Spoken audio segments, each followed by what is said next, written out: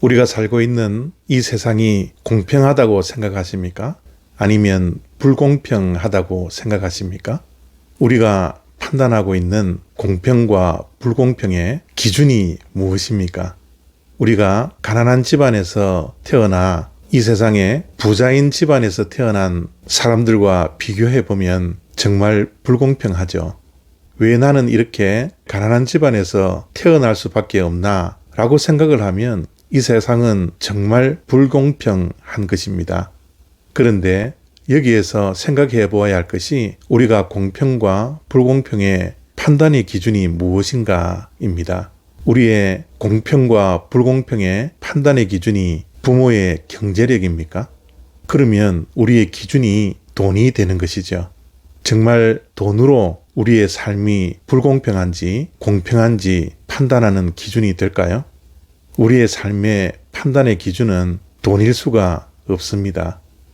부모의 경제력 때문에 우리의 삶이 불공평하다고 판단하면 그 판단의 기준은 잘못된 것이지 않습니까? 전도서 3장 18절과 19절 말씀입니다. 내가 내 마음속으로 이르기를 인생들의 일에 대하여 하나님이 그들을 시험하시리니 그들이 자기가 짐승과 다름이 없는 줄을 깨닫게 하려 하심이라 하였노라. 인생이 당하는 일을 짐승도 당하나니 그들이 당하는 일이 일반이라. 다 동일한 호흡이 있어서 짐승이 죽음같이 사람도 죽으니 사람이 짐승보다 뛰어남이 없으면 모든 것이 헛됨이로다. 아멘. 우리가 살고 있는 이 세상은 공평합니까? 공평하지 않습니까? 이 세상이 공평할 수밖에 없는 것은 시간을 보면 압니다. 우리가 이 땅에 살아가는 동안 누구에게든지 24시간이라는 하루가 주어집니다. 부자 집안이라고 25시간 주어지는 것 아니고요. 가난한 집안이라고 23시간 주어지는 것이 아닙니다. 모든 자에게 하루라는 24시간이 주어지는 것이죠. 누구에게든지 공평하고 공정하게 24시간이라는 하루라는 시간이 주어집니다. 이 공정한 시간, 이 공평한 시간을 우리가 어떻게 관리하느냐, 그리고 어떻게 활용하느냐에 따라서 시간이라는 공평함 속에 행복할 수도 있고 행복해지지 않을 수도 있습니다.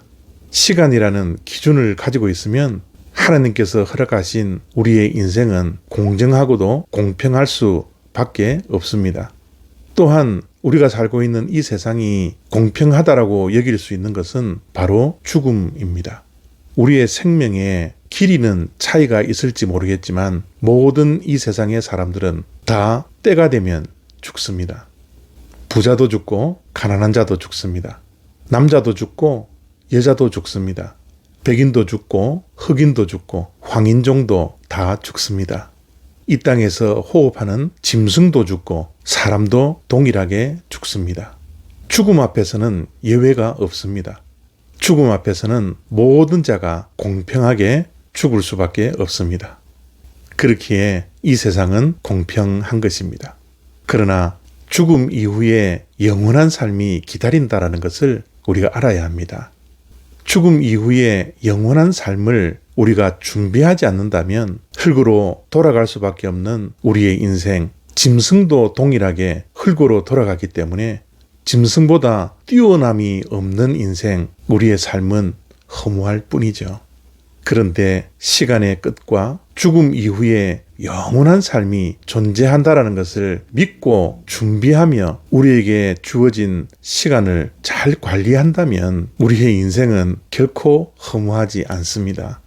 누구에게나 주어지는 시간 앞에서, 오늘이라는 시간 앞에서 내가 얼만큼 최선을 다하고 우리가 사는 인생이라는 세월을 아끼고 허비하지 않는다면, 그리고 영원을 준비하는 삶을 산다면 우리의 인생은 결코 헛되지 않습니다. 우리의 삶은 모두가 다 흙으로 돌아갈 수밖에 없지만 빈손으로 왔다가 빈손으로 가는 먼지와 티끌 같은 인생이지만 영원을 준비하는 자에게는 결코 헛되지 않습니다. 오늘 하루도 저와 여러분들이 세월을 아끼는 자들이 되기를 원합니다.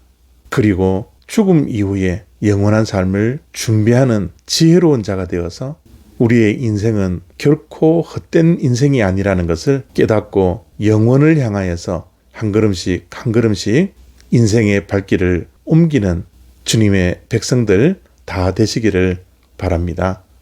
감사합니다.